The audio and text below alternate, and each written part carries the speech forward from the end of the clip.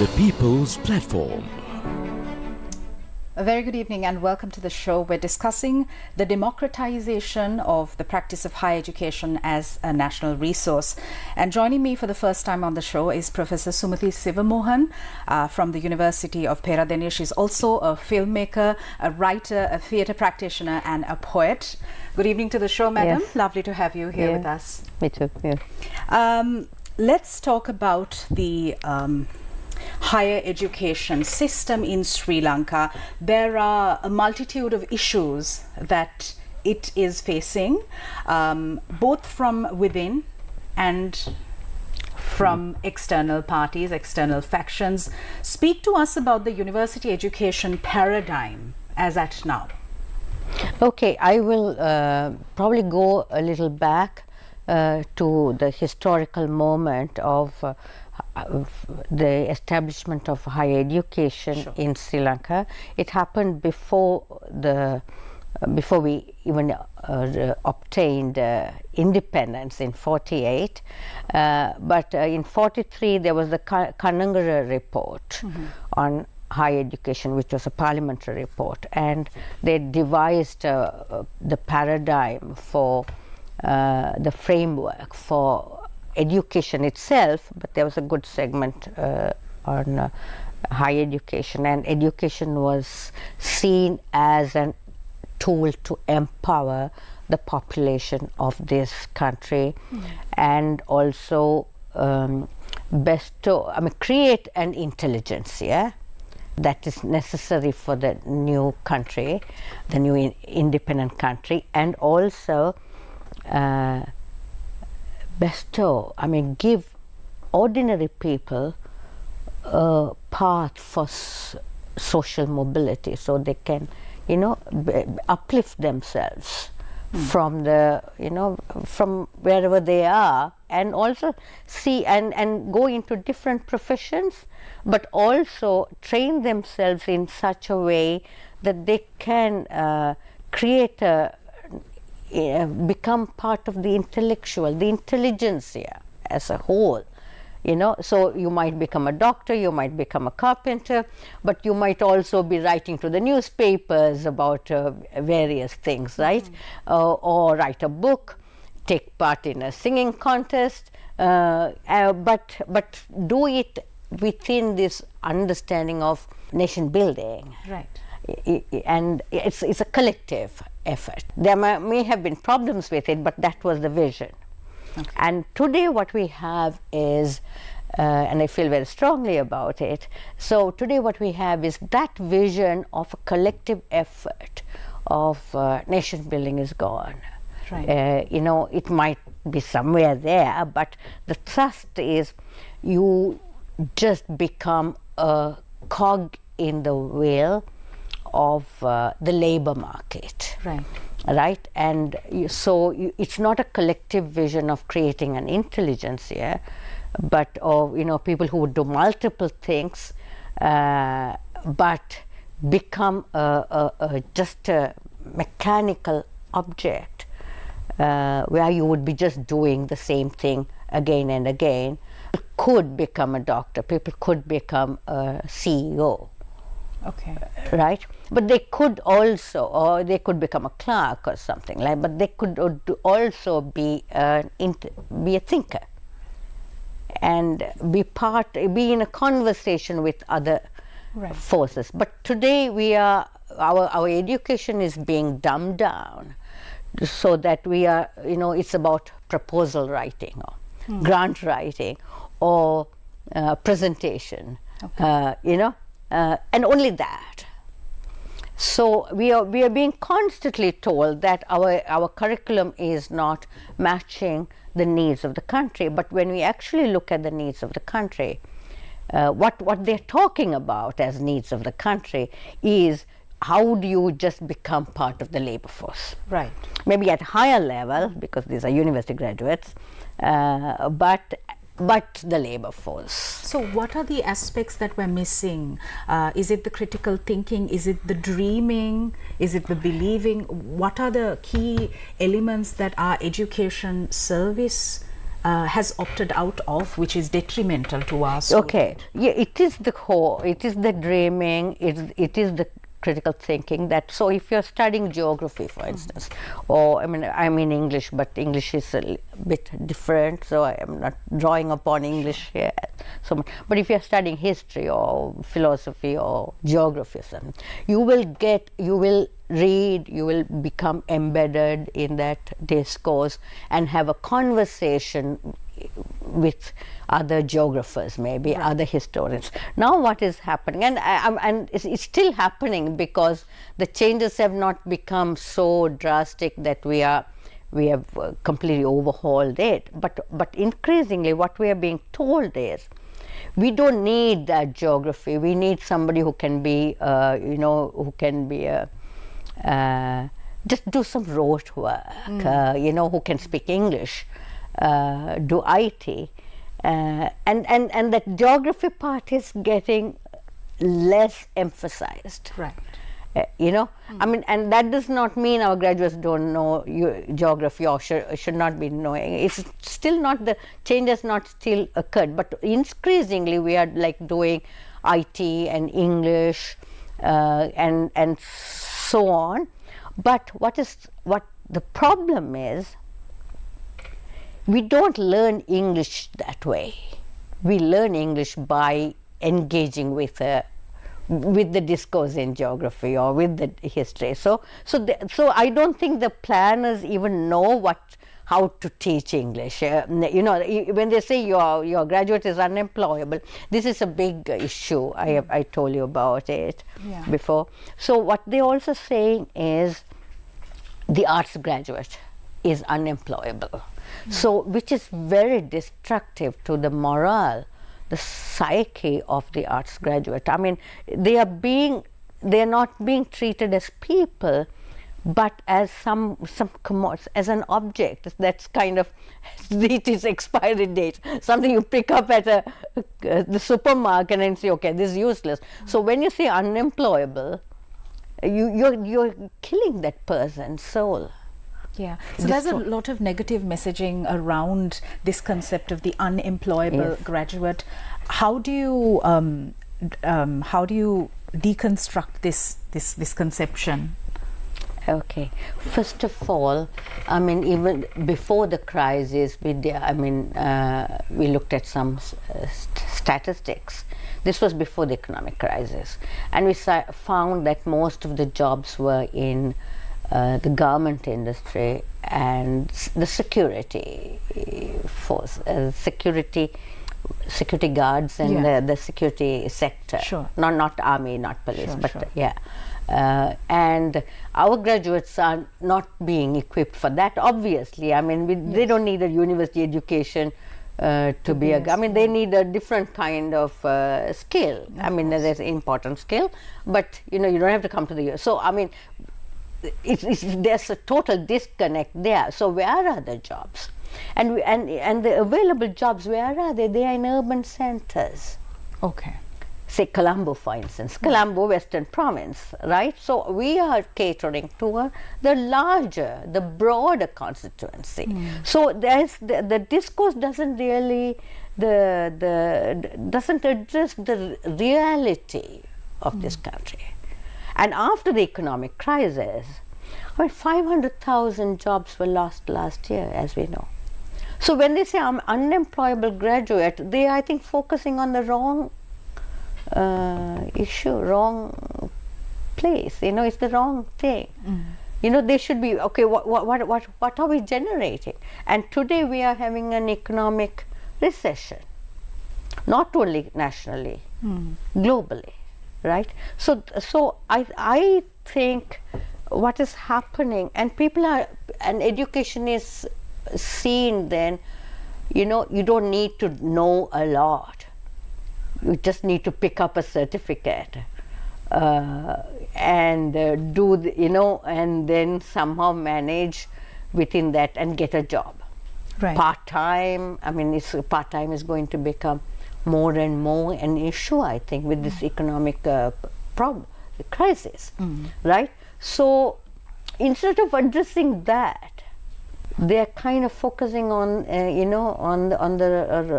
on something that needs a different kind of approach.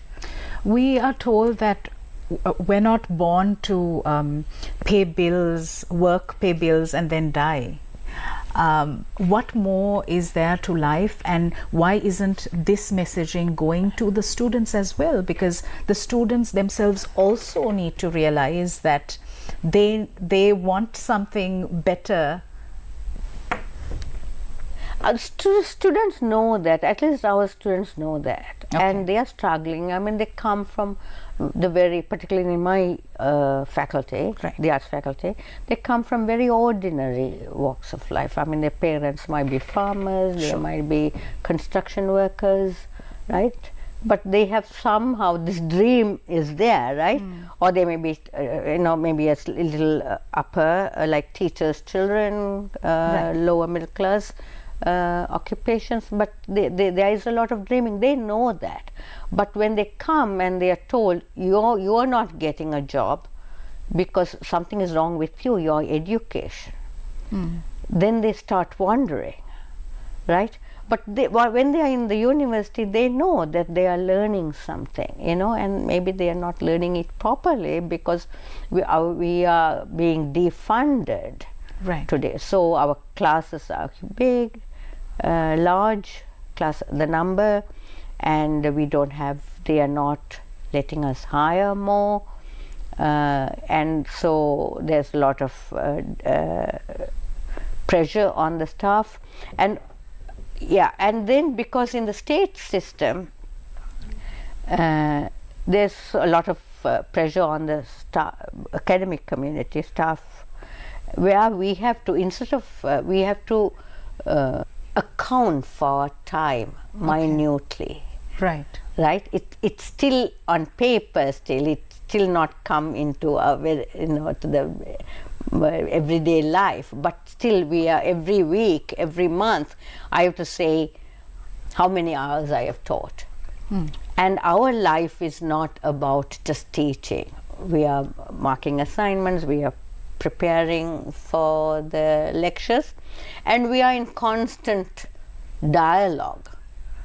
When we are in the university and outside, we are in constant. I'm in dialogue with you, right? I'm thinking about the university and I'm formulating. I mean, none of this is taken into account.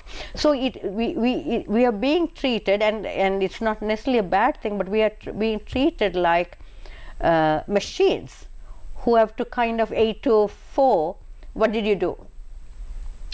Right?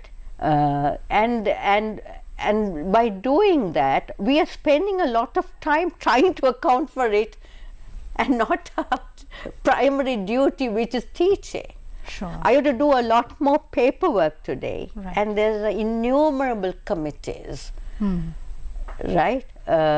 Because audit is asking something, UGC is asking something, ministry is asking something, all not very enriching. Right. They're more about, okay, now have you got this? Have you got your quality assurance in place? So everybody's like, put a committee and work on it. And those 5 people are working hard for that committee, which is actually a lot and not very meaningful. Right. Right? Yeah. But they spend a lot of time because you have to fill in, you have to develop the criteria, you have to implement it. And where is the teaching to be? So I am okay because I'm a kind of very senior in the sector in my faculty, so I don't get into the committees very much. Sure. But I see the junior staff being pulled into all this, and they are the people who need to do research, Right. who need to be doing and exploring their disciplines, and Okay. that's not happening. That's not. They are still doing it. Yeah, it's not effective. But they need to do it more, right? I mean, that should be their primary goal, not being in a committee because the ministry, higher education ministry, has asked us to do something, not because audit has asked us to do something, not because some polytechnic somewhere is introducing a course, and so we have to now be in competition with that, and see and account for our existence.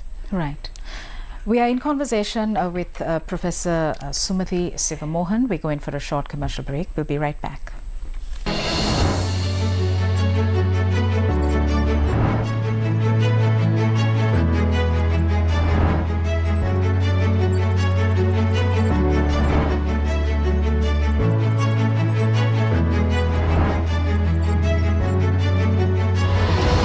The People's Platform.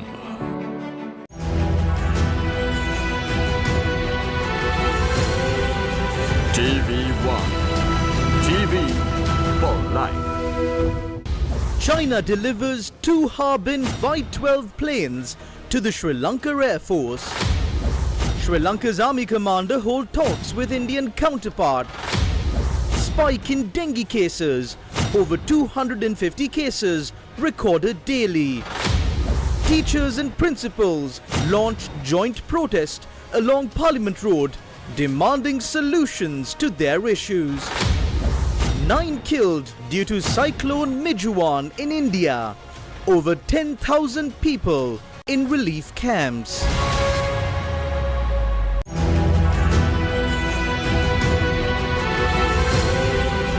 TV1.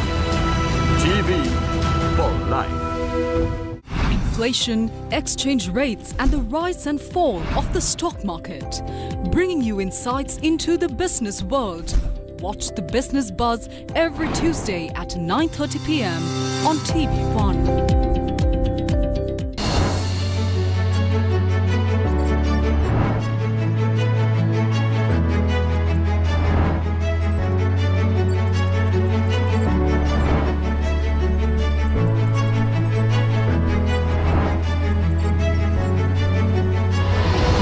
The People's Platform.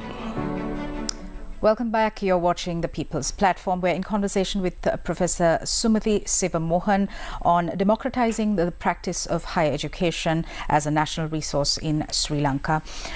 Professor, the Special Select Committee appointed to look into developing higher education has recommended the abolition of the University Grants Commission and to replace it with an independent a National Higher Education Commission, which is to be enacted by new legislation. Speak to us about the varied implications of this proposal if it goes through from your perspective. Yes, okay, thank you for that question. The UGC was first established as a financial body originally 78, to disburse the finances to the various campuses and later universities. And then it took on a more administrative and monitoring administrative role. Mm-hmm. Regulatory also? Regulatory, the circulars, all, the ministry circulars are kind of, they probably mediate between the universities and the ministry. So it has remained, I mean, it has also become it has become a puppet of the ministry, over the years. Right. And there are lots of problems.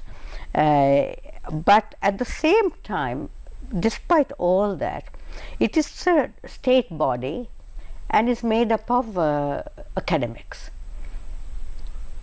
Right? So the standing committees, we have representation in the standing committees. The chairperson is usually somebody who is from the academic community. So there is there's an understanding of the issues. Right.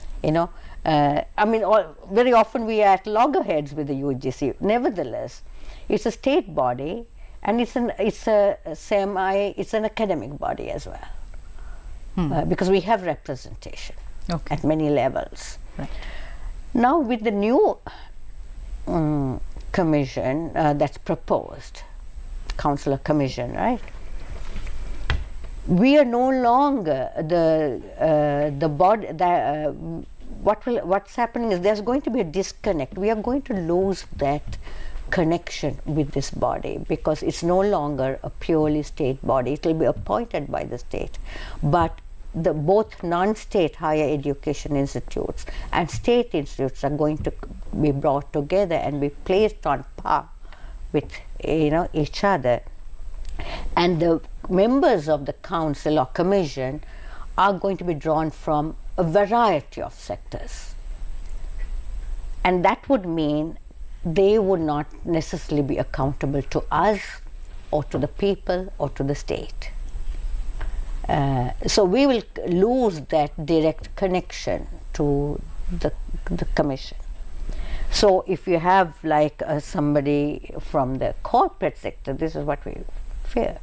And given the levels of corruption in this country, we don't, how they probably will bring measures, right, regulations that will not be beneficial to us at all, because we have no say any longer in terms of a curriculum. You're losing that even now, but this will be at a greater and deeper level, to a much greater extent, and we will be forced to compete with higher education institutes that do not have the kind of mandate that we have to serve the largest number of people in this country. And we have kept that independence, that goal, until now. We have kept that in sight, that vision. And so we now get our students almost 99% through the UGC, through the Z score, or through the advanced level. But with this new commission, we might have they might force lateral entry, which we had been resisting for a long time. Yeah, but this is all still in proposal form. Yeah, it is still in proposal form, but we have been, what we are envisioning is what we have also, we are experiencing now, the pressure to have lateral entry, which we have resisted, through doing other courses you can come in. Okay. We are experiencing that pressure, and some departments are kind of slightly given way, given into that. Okay, so there's a risk that the qualitative aspect might be affected. Yeah, and the unjust system.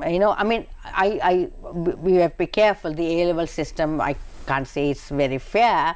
Some of the best students and some of the more hardworking students may not get it. Right.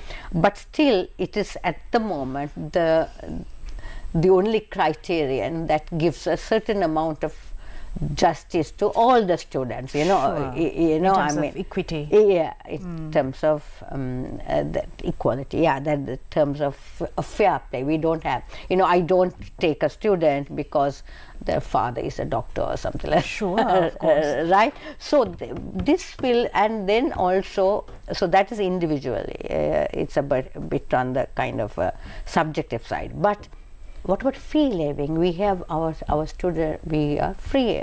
We are a free education system.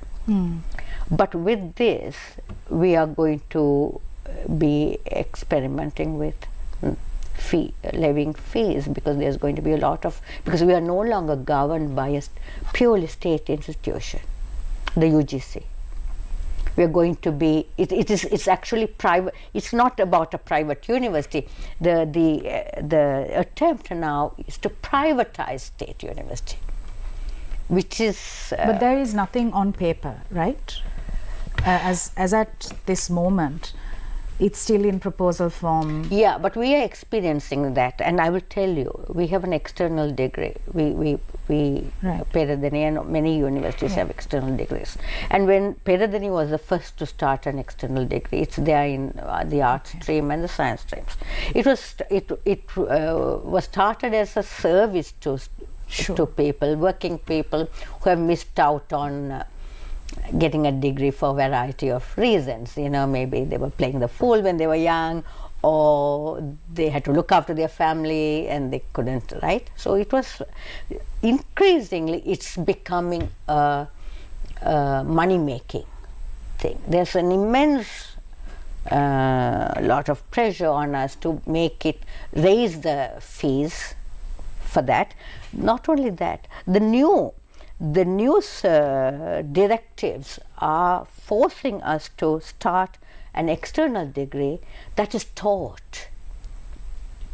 And me and some others in my university, in my faculty, are resisting that. So if we have an external degree, and this is now in place, we're still not doing it, right? But proposals have come, and we are being asked to design courses. So what is going to happen is, I'm talking about my university, but I think this is happening in other universities too. It's already happening. We are going to have a taught program that is free, and we are going to have a taught program, full-time taught program, that's not free. So we are going to run two parallel programs. I don't know, this is foolish on many other counts, foolhardy, because where's the time for this? Where are we going to find the time for the teachers to write? So I think we are running out of time. But so this already in there, and so these commissions are trying to are an attempt to formalize that. Have any discussions been had with the policymakers? It's been, FOTA has had, the trade union.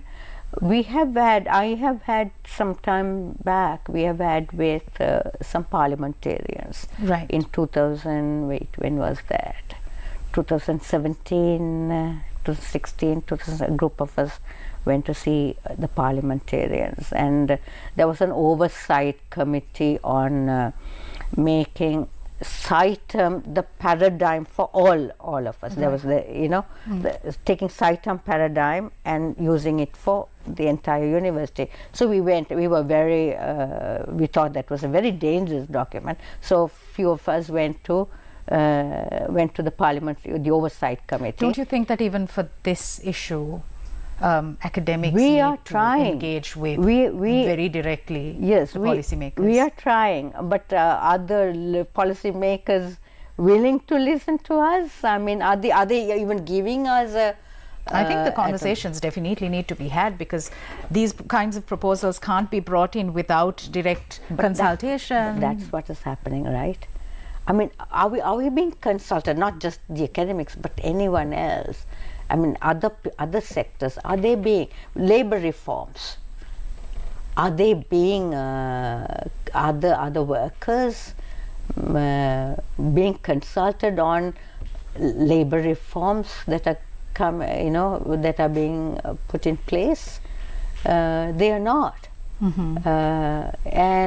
So we are not being, and little by little, nobody will be getting consulted. So we would love to have. I belong to I think I told you before. I belong to a Kuppy Collective, and we have been writing.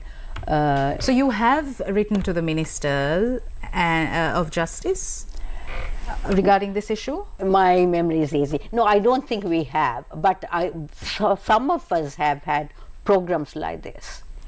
Right, and repeatedly. The FOTA, during the Aragalia period, FOTA, the trade union, released proposals for economic and political reform. And one of the reforms was about higher education, that how it should be handled, right? So, and it was released to the public and released to the government, but then that was during the Aragalia, right? And so we are constantly talking, but I think we also should talk to the people, because there is a lot of misconception about higher education. Absolutely. Yeah. Thank you for coming in for this conversation, Professor Sumathy Sivamohan. This was lovely. Yeah. Okay, thank you. Thank you for joining us. We'll see you again tomorrow night. Good night.